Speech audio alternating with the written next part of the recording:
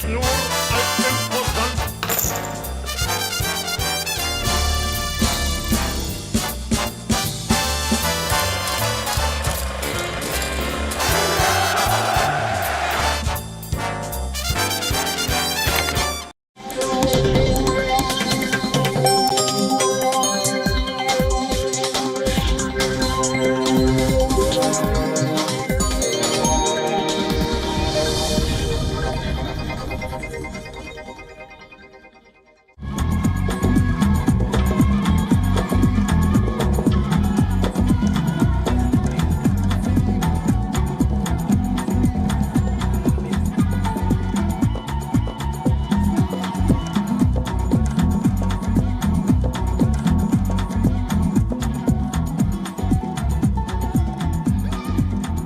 Hello and welcome to World of Africa with me, Alyson Lagrange. In this week's episode, South Africa gears up for elections. The African National Congress, the only party to rule the nation post-apartheid in 1994, faces an erosion in support. There is chaos in Kinshasa, the capital of the Democratic Republic of Congo. The Congo River rises to its highest level in over 60 years, claiming over 300 lives in the past few months. Also, South Africa's KwaZulu-Natal reels under a catastrophic flood, leaving at least 5 dead. But first, a look at the top stories from across the continent. Zambia is dealing with one of its worst cholera outbreaks in recent years. At least 351 have died and nearly 9,000 active cases have been registered. Climate change has fueled heavy rains that have contaminated drinking water in overpopulated and impoverished urban areas, mostly in the capital Lusaka. Health workers are scrambling to contain a crisis that has the potential to be the worst the country has seen since the first outbreak in 1977.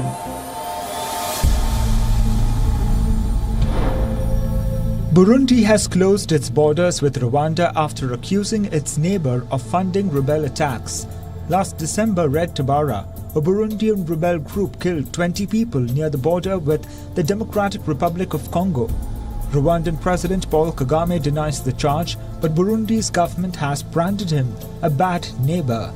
The Rwandan government called the border closure an unfortunate decision that violated the principles of regional cooperation and the integration of East Africa community. Red Tabara admitted to carrying out the December attack but said they had only killed 9 soldiers and 1 police officer. 22 people were killed in a landslide at a small-scale mine in northern Tanzania. The accident happened after a group of people started mining in an area where activity had been restricted due to ongoing heavy rains. Mining accidents are not uncommon, with workers often lacking the tools and materials considered necessary to operate safely. Torrential downpours in the country since December have also led to landslides and floods in the region, adding obstacles to miners. Namibia has disapproved of Germany's decision to step in on behalf of Israel in a case before the International Court of Justice, where South Africa has accused Israel of committing genocide in Gaza. Namibian president urged Germany to reconsider its involvement, citing the historical context of Germany's acknowledgement of genocide in Namibia in 2021. During the period from 1904 to 1908, German colonizers perpetrated what historians consider the 20th century's first genocide, resulting in the massacre of over 70,000 Herero and Nama people.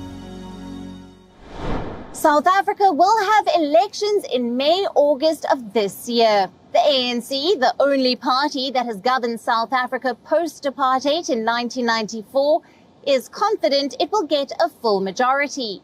But not everyone agrees. Over the years, the party has lost support, and this year things have only gotten worse. For one, former President Jacob Zuma is not supporting the ANC this time. Instead, he is campaigning for a new party, Umkhonto weSizwe, and is expected to take away potential voters from the ANC.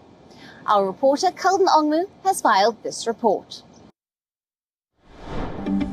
Black, green and gold colours filled the Bombela Stadium in South Africa's Mpumalanga province on Saturday as the ANC celebrated its 112th anniversary.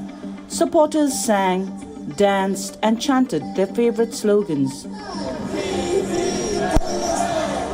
The keynote speaker, President Cyril Ramaphosa, was welcomed and cheered. But as he articulated the ANC's agenda for the year, Ramaphosa did not resist taking a swipe at former President Jacob Zuma.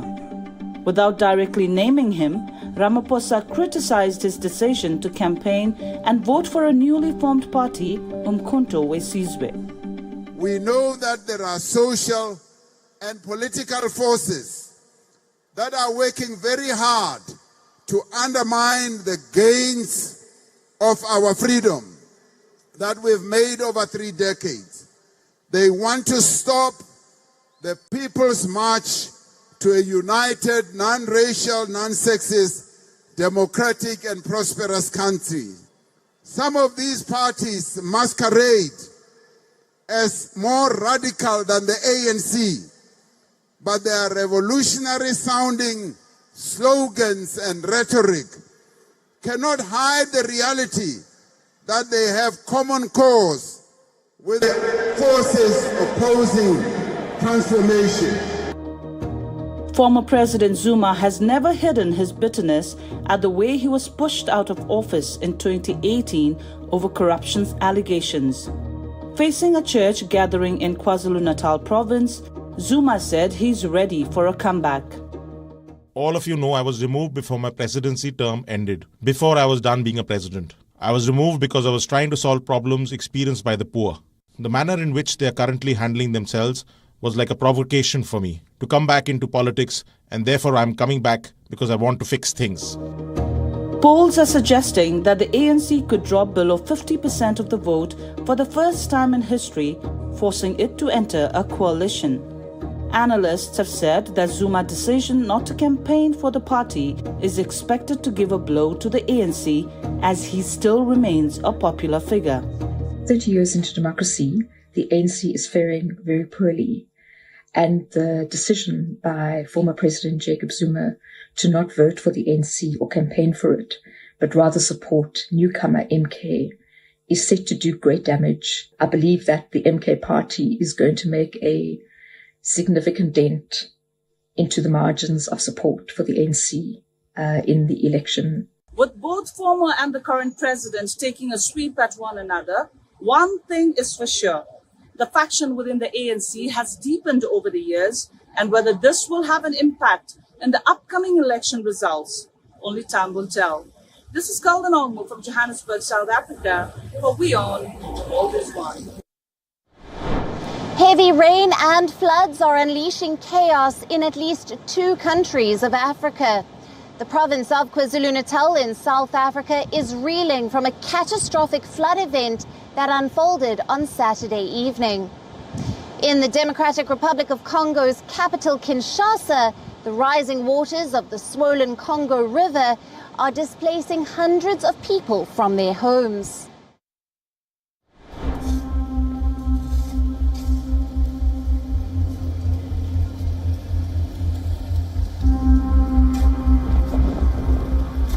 The KwaZulu-Natal province in South Africa lies battered by deluge. Roads are washed out and communities cut off from vital resources. 5 people have lost their lives, bridges have crumbled, homes have been swept away, and the economy of the region has taken a huge hit. Preliminary reports suggest infrastructural damages amounting to the millions, with the exact figure still climbing as assessments continue. The commercial sector is worst affected. Businesses, particularly in agriculture and tourism, already strained by previous weather events in the floods of April 2021, now face another setback just as recovery seemed within grasp. The substantial cost to the economy is expected to have long-term repercussions for local markets. While seasonal rains are expected this time of year, the severity of the recent storms is part of a worrying trend. The region received about 100 millimeters of rainfall in 90 minutes. Climate experts warn that these events are no longer exceptions, but are becoming the new norm. They attribute the increased intensity of the storms to changing climate patterns and advocate for urgent infrastructure reinforcement and disaster preparedness. Floods are also causing havoc in Democratic Republic of Congo's capital, Kinshasa. Burst riverbanks are pouring dark and foul-smelling water into homes across working-class neighborhoods in the Central African megacity. The impoverished metropolis of some 15 million people sits on the Congo River, the second largest in Africa after the Nile, that has swollen to near record levels over the past several weeks. We help people to be able to move with our pirogues to enable them to find something to eat, especially those who are still stuck in houses. We help them go to the main road to find other means of transport. Kinshasa is crisscrossed with small rivers and waterways that often double as open sewers. Many have now overflowed.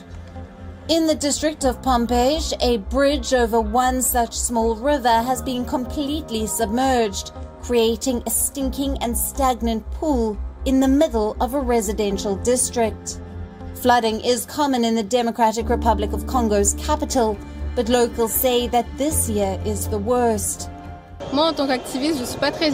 Seriously, I believe that the state did not play its role. Obviously, the responsibility is shared, both by the state and by the public. Personally, I believe that the state has all the services at its disposal to be able to, how shall I put it, get people to occupy sites within a minimum of safety. But you get the impression people are left to their own devices, building wherever they want, however they want. There's no urbanization. There's nothing being done. There are no builders planned. And even if there are gutters, they are not maintained. Measurements taken in Kinshasa indicated that the river had risen 5.94 meters, close to the high water mark of 6.26 meters during record flooding in 1961. The Congo River Basin floods every year between December and mid-January. WION World is One. The breakaway Somaliland region's deal to grant Ethiopia access to the Red Sea is stirring up tensions among the Horn of Africa nations. Amid concerns of a fresh conflict in the region, Somalia passed a law to declare Somaliland's deal with Ethiopia invalid. It is now making it clear that it can take any steps needed to prevent recognition for Somaliland as a separate state. More details in this report. Somalia has warned that it is ready to go to war with Ethiopia to prevent recognition of Somaliland's statehood. Last week, Somalia's President Hassan Sheikh Mohamud warned to prepare for the defense of the homeland as rallies took place in Mogadishu. I'm a young man who recently graduated from university. I'm ready to fight against Ethiopia and to die. It's a religious order. You have to defend your land and sea. You can die for that cause. That is the correct jihad.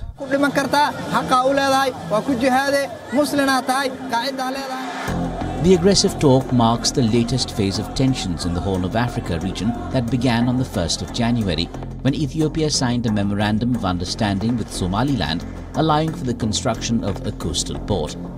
The move enraged Somalia that claimed Somaliland as part of its territory and declared the deal void. Our territorial waters are not for sale. Today we have come to show that we are against the aggression of Ethiopian Prime Minister Abiy Ahmed after signing the so-called Memorandum of Understanding with an individual who represents no one. That is not acceptable. The deal had evidently caught Somalia by surprise. Somaliland was a British colony until 1960, uniting with former Italian colony Somalia. After 5 days of independence, Somaliland broke away in 1991 and today operates as a de facto independent state with its own monetary system, parliament and foreign embassies. But it has yet to be formally recognized by any country. The deal with Ethiopia is seen as paving the way for recognition of Somaliland's statehood. Things got sticky over whether Ethiopia said it would recognize Somaliland as an independent state, something which no other country has done in the 30 years since the former British protectorate said it was leaving Somalia. Ethiopia's move for sea access comes amid its construction of the Grand Ethiopian Renaissance Dam. It has angered Egypt and Sudan, with both saying it will reduce their access to Nile water. Egyptian President Abdel Fattah al-Sisi told his Somali counterpart that Egypt stood by Somalia and supported its security and stability. Both the US and the African Union have also backed the territorial integrity of Somalia and urged all parties to cool tensions. The African Union Commission called for calm and mutual respect to de-escalate the simmering tension between Ethiopia and Somalia. Bureau Report, WION World is One. A Tribe Called Judah, a film produced by actor and director Funke Akindele, has become the highest-earning Nigerian film. The film smashed box office records and became the first Nigerian movie to earn 1 billion naira, or over $1 million in domestic theatres. How and why did the movie achieve this feat? Louisa reports from Lagos, Nigeria.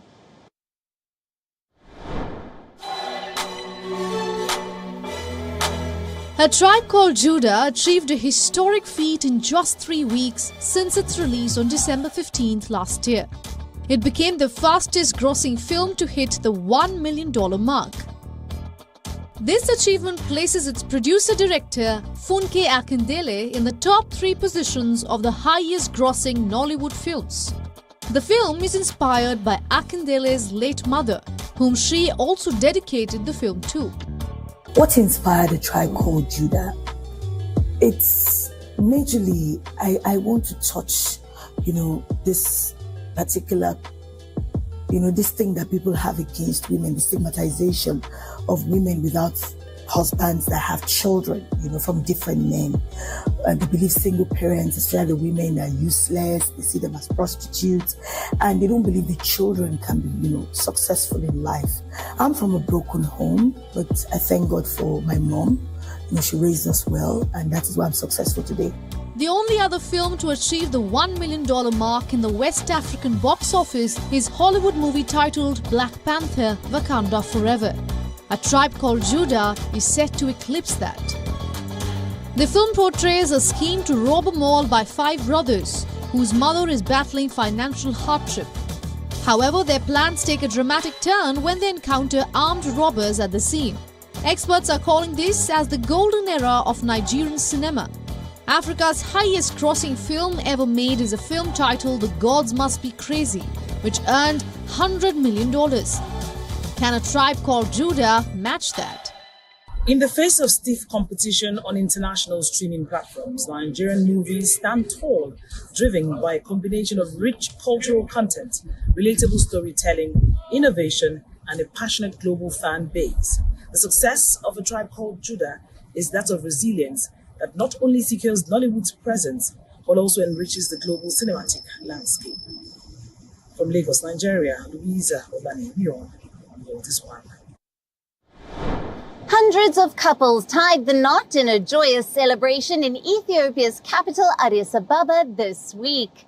The mass wedding ceremony was the first of its kind in the country for over a decade. For the couples, it marked a great opportunity to meet people from different regions and also to save the expense of a costly wedding.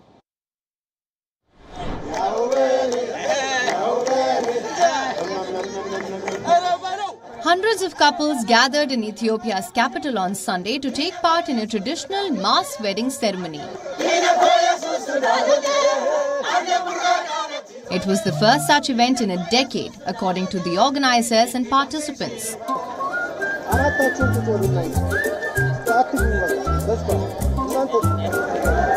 Dressed in traditional white clothes, the couples sang and danced in the streets outside the venue before the ceremony began, bringing together Ethiopians from around the country.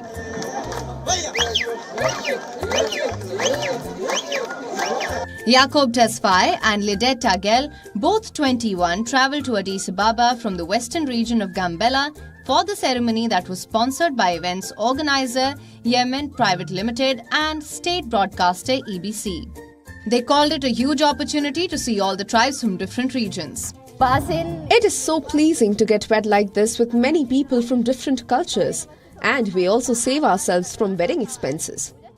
There are so many distinct cultural attires and wedding songs which make this unique. Mass wedding is pleasing. We are delighted.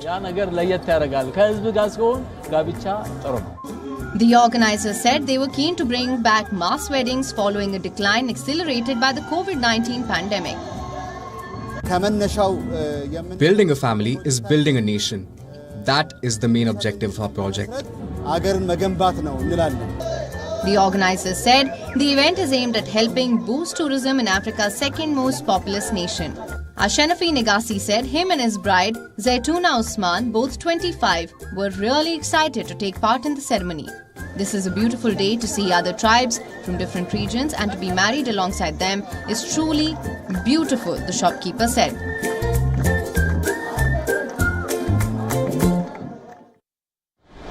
Thank you for watching this week's episode of World of Africa. Get in touch with us on our social media platforms and share your feedback about the show there. My name is Alyson Lagrange. Keep watching WION World is One. Until next time, goodbye for now.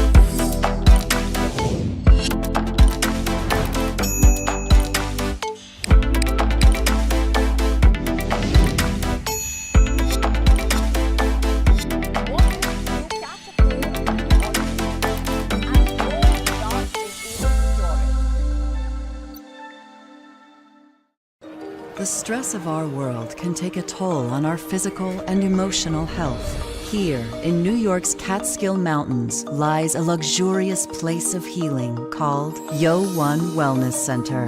The WION Wellness Center provides 500,000 square feet of natural methods to manage diabetes, hypertension, chronic pain, obesity, depression, anxiety, and other conditions.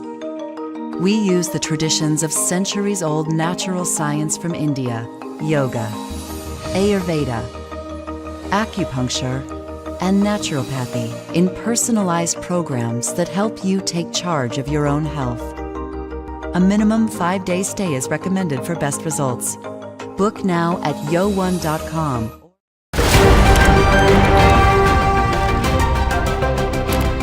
Ready to dive into your daily dose of news?